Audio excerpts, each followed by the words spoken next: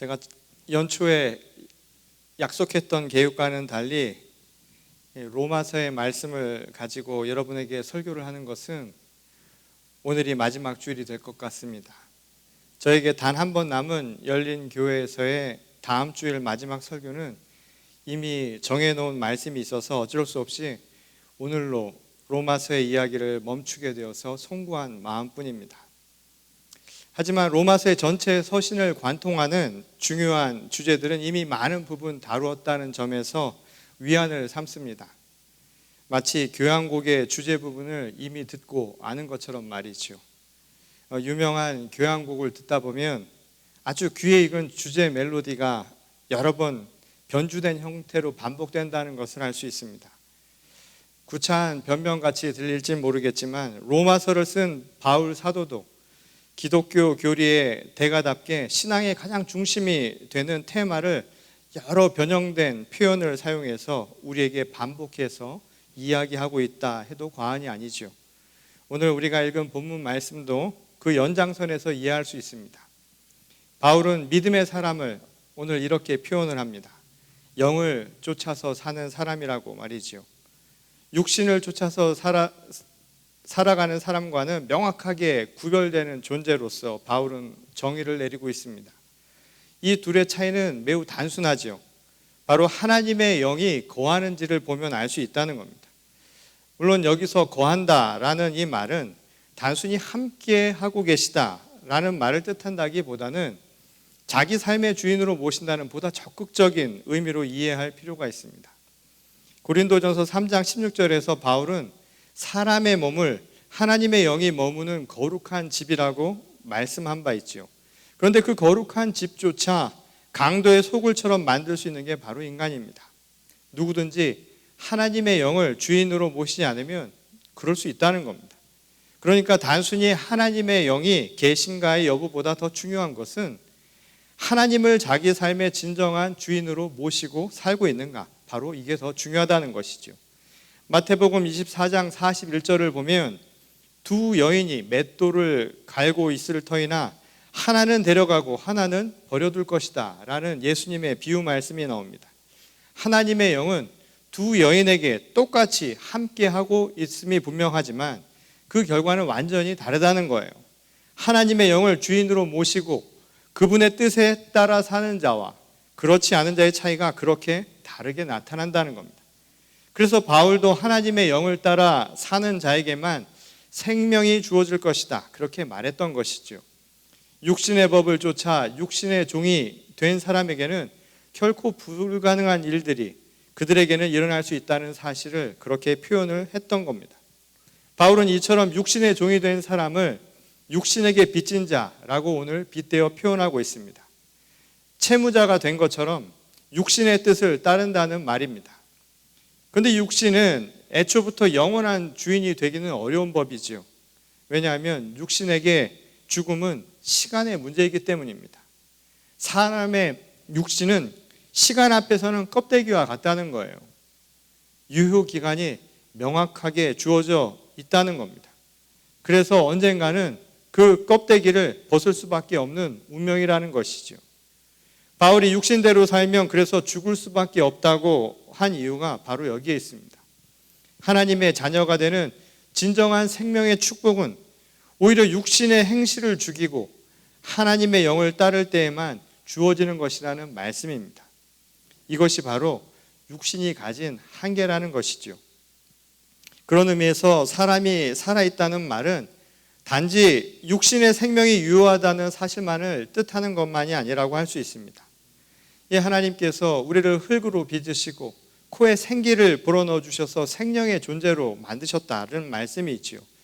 이처럼 생명의 존재인 사람은 하나님의 영과 함께 영적으로도 깨어 있어야만 엄밀한 의미에서 살아있다고 말할 수 있다는 겁니다. 이를 잘 보여주는 이야기가 하나 있죠. 누가복음 16장에 보면 부자와 나사로와 관련된 이야기가 나옵니다. 거기에 보면 천국과 지옥에 대한 이야기가 나오는데, 천국은 산자들이 있는 곳, 산자들을 위한 나라이죠. 영원한 생명을 얻은 자들, 생명을 가진 자, 살아있는 사람들의 나라가 바로 천국이라는 겁니다. 이 영원한 생명을 얻었으니 당연한 것이 되겠지요. 그러니까 죽은 자는 결코 갈 수 없는 곳이 바로 천국입니다. 그런 점에서 육신의 생명이 다한 뒤에 지옥과 같은 곳에 머물러 있는 부자는 사실상 죽은 자라 봐도 무방하겠지요.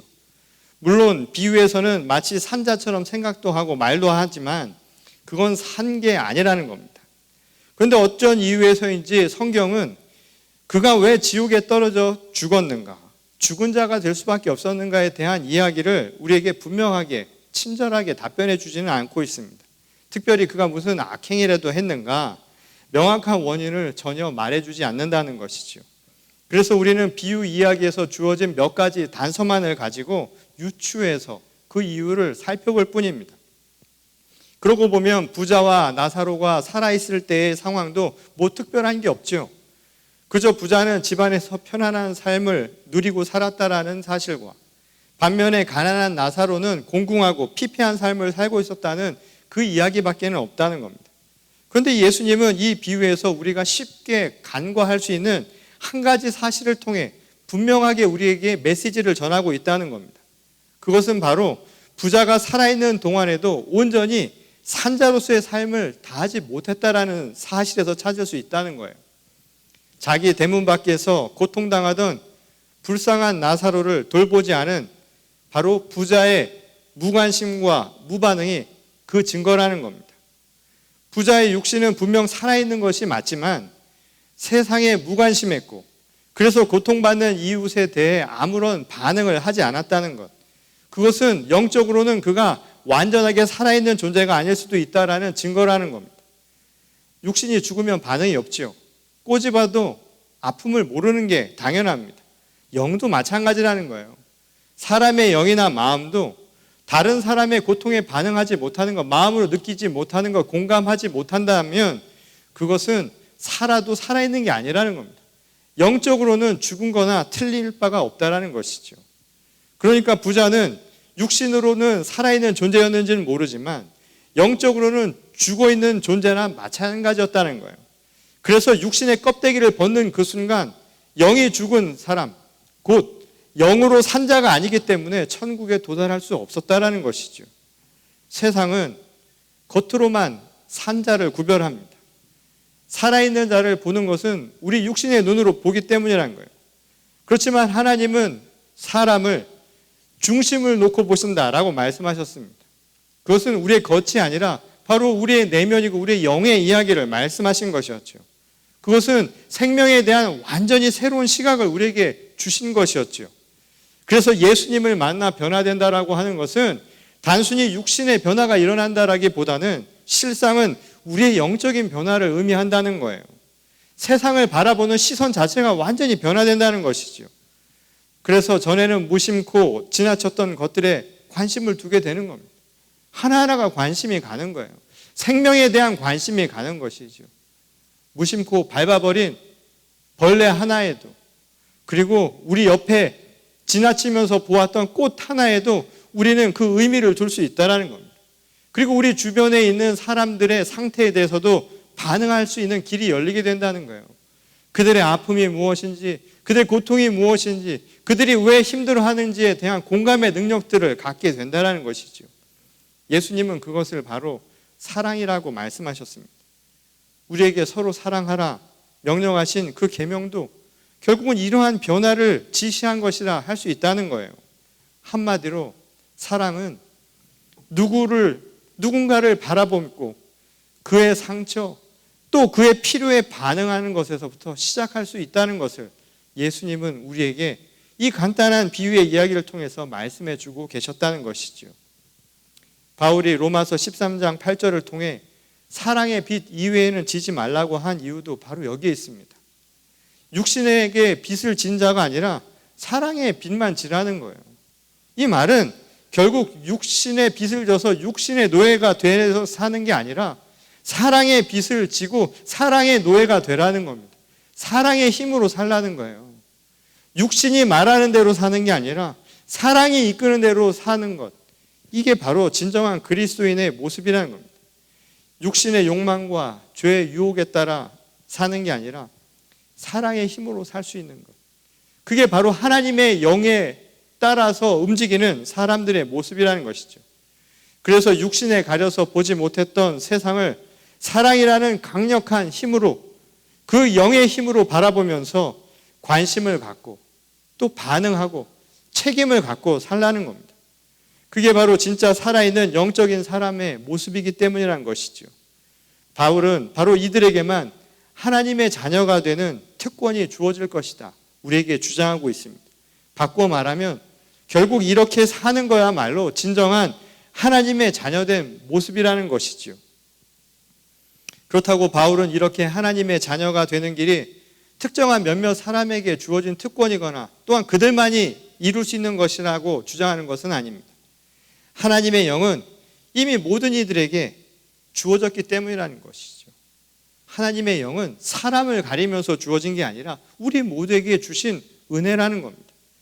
그러니까 자녀로 삼아주시기 위해 영을 모두에게 똑같이 나누어 주셨다는 거예요. 다만 모두에게 주신 그 하나님의 영이 인도하는 대로 내가 사느냐 또는 그것을 따르느냐, 바로 그 문제만 남게 된다는 것이죠.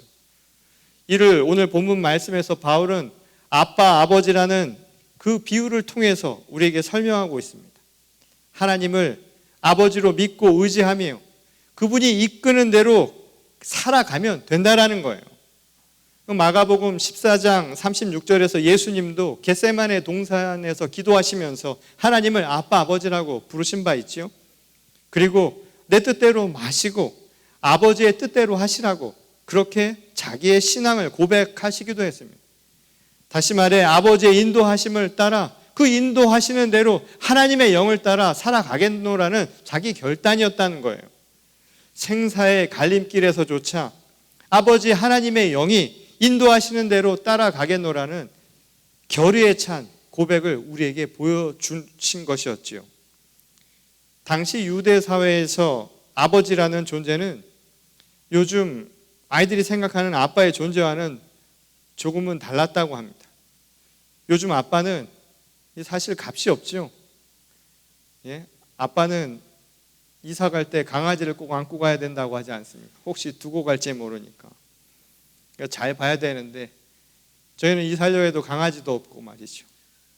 그래도 뭐래도 손에 쥐고서라도 끝까지 가려고 하는데, 요즘 아빠들은 잘 아이들과 놀아주기도 하고 가정적으로는 보다 친밀한 관계에서 가까운 존재로 여겨진다는 거예요. 그래서 권위 있는 아버지의 이미지보다는 자상한 모습이 먼저 떠오른다고 합니다. 그런데 권위 있는 존재로서의 위상을 이미 잃어버리고 또 일에 치여 사느라 가정에서 자상한 아버지의 역할도 하지 못하면 그럼 어떻게 되느냐? 결국 남는 건 그저 밖에서 돈 벌어다 주는 도구밖에 되지 않는다는 거예요.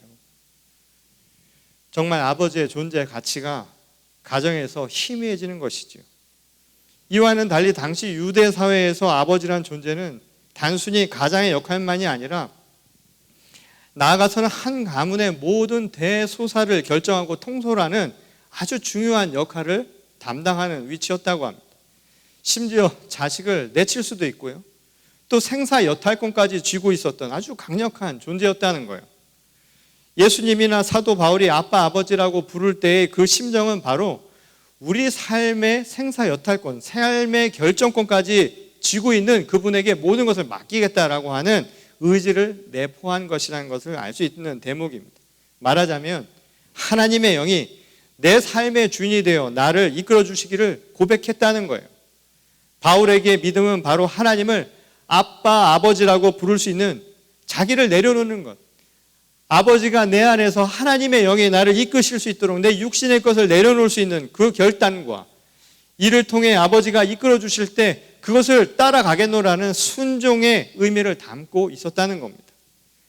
이렇게 믿음을 정의 내리고 이 순종할 것을 결단하는 것이 오늘날 우리에게는 이론상으로는 참 쉬워 보이죠. 그런데 막상 어떤 상황에 닥치게 되면 이 순순히 믿음대로 아버지의 뜻에 따라 순종한다라는 게 쉬운 일이 아닙니다. 그런 결단이 무너져 내려가지요.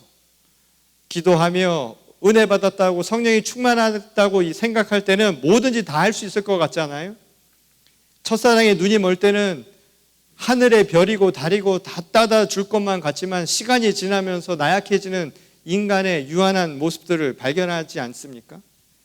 나약한 의지가 우리의 삶 속에서 불현듯 나타날 수 있다는 겁니다. 무엇보다 알 수 없는 하나님의 뜻이 때로는 우리를 혼란스럽게 만들기도 하죠. 분명하게 답을 주시면 좋은데 하나님의 뜻은 언제 들어도 늘 모호하고 또 그것이 무엇인지 명확하게 잡기가 어렵다는 겁니다. 거기에다 속도도 늦지요. 요즘엔 빛의 속도라는데 통신도 얼마나 빠릅니까? 신속하고 원활하고 빠르게 이루어지는데 어찌된 영문인지 하나님과의 소통은 늘 버퍼링의 연속과 같이 느껴진다는 거예요. 그래서 오늘날은 아버지 하나님의 권위에 대해서 의심하는 자녀들이 점차 늘어나고 있다는 겁니다. 즉각적인 반응이 없으니까. 즉각적으로 뭔가 이루어져야 하는데 즉각적으로 이루어지지 않기 때문이죠. 하나님의 아버지 권위에 대한 믿음과 신뢰를 상실해 가고 있는 시대를 우리가 지금 살아가고 있다는 겁니다. 그렇다면 정말 아버지 하나님은 그렇게 신뢰가 가지 않을 만큼 권위를 잃어버린 존재가 된 것이 맞을까요? 요즘 코로나 바이러스로 인해서 집에 머물면서 화상 회의를 하는 경우가 예전보다 참 많아졌습니다. 아마 저와 줌 미팅을 해보신 분들은 기억하실지 모르겠는데 제 책상 뒤편에 우공이산이라는 한자 성어, 사자 성어가 걸린 족자가 걸려 있는 것을 보신 분이 아마 있을 거예요. 저도 학창시절에 부서 잘못 들었다가 서예부 들어서 서예를 좀 배웠는데요. 제 눈에 보아도 그렇게 수려한 글씨도 아니고 또 힘 있는 글씨체도 아닙니다. 게다가 한자 중에 하나는 본래 사자성어에서 쓰는 글자와 조금 다르게 쓰여지기까지 했습니다. 그럼에도 불구하고 제가 소중하게 제 방 한켠에 그 족자를 걸어놓은 이유는 그 족자의 글을 쓰신 분이 바로 제 아버지이기 때문입니다. 어릴 때부터 저에게 아버지는 이 글을 잘 쓰시는 분으로, 그래서 늘 저에게는 명필가로 그렇게 기억이 됐습니다. 어릴 때부터 요즘엔 아무 소용이 없죠. 요즘엔 글씨 쓰는 거 아무 소용이 없잖아요. 근데 그 당시에 어릴 때는 글을 잘 써야 한다고 어릴 때부터 한자를 배우고 저희는 서예를 배웠었는데 그래서 아버지는 늘 동경의 대상이었습니다. 그래서 언제나 저희 아버지의 필체를 따라 글씨 흉내를 내곤 했던 기억이 납니다. 근데 제가 중학교 때쯤 되었을 때 산업재해죠. 그것으로 인해서 손가락이 잘리는 사고를 당하신 일이 있었습니다. 그 이후로 필체는 예전의 힘과 기력을 잃어버리게 되었습니다. 이 세월과 함께 몸이 쇠하듯이 아버지의 필체도 약해져서 어딘가 조금은 움츠러든 것 같은 느낌마저 들었습니다. 그래도 아버지의 그 필체를 늘 간직하고 싶어서 언젠가 꼭 그거를 써서 저에게 가져다 달라고 부탁을 드린 일이 있었습니다. 왜냐하면 지금까지도 저에게 아버지는 언제나 강한 분으로 남아있기 때문입니다. 우리 가족을 위해 불철주야 몸을 아끼지 않고 헌신한 슈퍼맨이자 히로라고 저에게는 기억될 뿐이지요. 저희 이삿짐을 나르다 보니까 저희 방에도 저희 둘째 아이가 어릴 때 그려놓은 그림이 있더라고요. 저를 위해서 그려놓은 그림이 뭐냐면 슈퍼맨입니다. 슈퍼맨 그림을 그려놓고 하늘을 나르는 그림을 그려놓고 거기에 아빠는 마이 히로라고 써놓은 글이 있었는데요. 그걸 보면서 저도 저희 아버지를 떠올립니다. 시인 정호승은 못이라는 시를 통해 아버지를 구부러진 못이라고 표현을 하기도 했습니다. 벽에 박아두었던 못이 빠져나오면서 구부러진 것처럼 아버지도 한때는 벽에 박혀 녹이 슬도록 세월의 무게를 견디다 이제 그 벽을 빠져나오면서 그만 구부러진 못이 되어버렸다는 거예요. 아무리 두드려도 다시는 새 것이 될 수 없는 구부러진 못.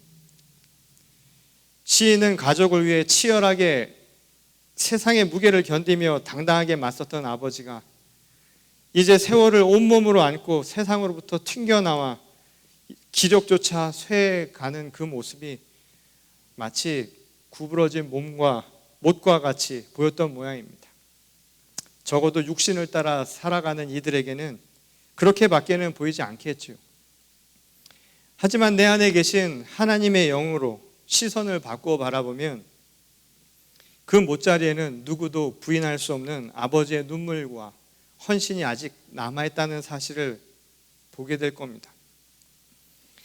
우리를 위해 십자가에 달리신 예수 그리스도, 십자가에 속절없이 달려 돌아가신 예수 그리스도를 원망하고 비난했던 이들에게 그의 손바닥에 남은 못자국과 배의 창자국에 주는 놀라운 의미처럼 말이죠. 가족이 원하면 정말 여기 있는 산을 저기로 옮겨줄 수 있을 것만 같은 믿음이 저는 아직 그 구부러진 모자리에 남아있다는 사실을 믿고 있습니다.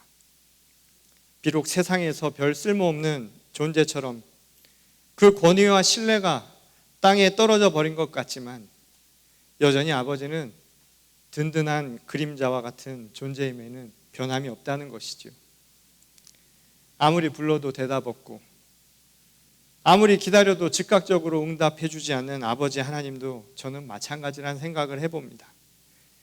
마치 현실에서는 구부러진 못과 같이 더 이상 우리에게 즉각적으로 확실한 신뢰를 주지 못하는 이름 같아 보이지만 여전히 하나님은 우리의 마음 속에, 우리의 내면 속에 아빠, 아버지로 우리를 부르고 계시기 때문입니다.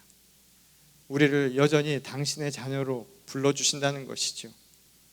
비록 지금 당장 우리 눈앞에서 나타나 주시지는 않아도 또 내 귀에 직접 그 음성을 들려주시지는 않아도 아버지 하나님은 변함없이 우리 삶의 그림자처럼 우리를 지켜주고 계십니다.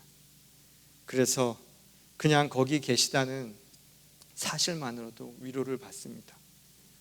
비록 글씨체가 서툴어지고 비록 한자의 획이 한두 개 틀리다 해도 그냥 거기 걸려있는 것만으로도 제게는 큰 힘이 되어주는 것처럼 말이죠. 비록 육신의 시선으로는 초라하고 권위도 잃어버린 구부러진 모처럼 보일지 몰라도 여전히 하나님의 영에 따라 살아가는 믿음의 자녀들의 눈에는 하나님은 우리를 살리시는 능력의 아빠, 아버지이시기 때문입니다. 아버지 주일을 맞이해서 영적인 아버지만이 아니라 오늘 우리 육신의 아버지를 위해서도 함께 생각해 봅니다. 이제 다시는 볼 수 없는 아버지가 되신 분들도 있고 아직 생존해 계시고 우리 주변에 우리와 함께하는 아버지들도 있지요. 때로는 구부러진 모처럼 현실에서는 예전만 못하고 예전처럼 그렇게 강한 권위도 갖지 못한 존재가 되어버렸는지 모르지만 아버지는 여전히 우리 마음속에 아버지입니다. 아버지가 우리를 부르시는 것처럼 우리도 속으로 아빠 아버지를 한번 불러보았으면 좋겠습니다. 그리고 우리의 영이신 하나님 아버지를 우리의 속으로 부르며 우리를 애타게 찾으시는 그분을 외면치 마시고 하나님의 영을 따라 하나님의 소망을 이루는 주의 거룩한 성도들이 될 수 있기를 바랍니다. 그리고 우리 교회가 아버지의 영이, 하나님의 권위가, 아버지의 영적인 권위가 바로 서서 이 땅 가운데 하나님의 온전한 정의와 또한 사랑과 평화를 이루고 또한 그 자상한 아버지의 모습을 닮아서 우리 서로가 형제 간의 교제와 서로 나눔이 온전히 이루어져서 누가 봐도 열린 교회, 아름다운 교회가 될 수 있기를 주님의 이름으로 간절히 축원합니다. 우리 다 같이 기도하시겠습니다. 하나님, 오늘 우리에게 날마다 아빠 아버지가 되어주심에 감사를 드립니다. 비록 현실 속에서 육신의 눈으로 바라보며 구부러진 모처럼 하나님을 외면하고 하나님을 원망하고 즉각적으로 찾으시지 않는 하나님에 대해서 낭망할 때가 많았지만 여전히 우리 가운데 살아계시며 거기에 우리와 함께 하시다라는 믿음을 결코 놓지 말게 하시고 우리의 마음속에서 주님을 부르며 하나님의 그 능력을 다시 한번 우리 가운데 세워나갈 수 있는 주의 거룩한 교회와 성도가 되게 하여 주시옵소서. 특별히 이 시대의 아버지들을 축복하시고 구부러진 그들의 등을 하나님께서 도닥여 주시며 수고한 그들의 손길들을 위로하시어서 비록 육신으로는 쇠하여 갈지라도 영적으로는 결코 쇠잔해지지 아니하고 더욱더 강건해질 수 있도록 하나님께서 날마다 함께하여 주시옵소서. 가정에서도 주님의 권위가 서고 각 가정에 하나님의 말씀 가운데 온전히 바로 서서 뿌리 내리는 주님의 귀한 성도들 다 되게 하실 줄 믿사오며 거룩하신 우리 주 예수 그리스도의 이름으로 간절히 기도드렸습니다.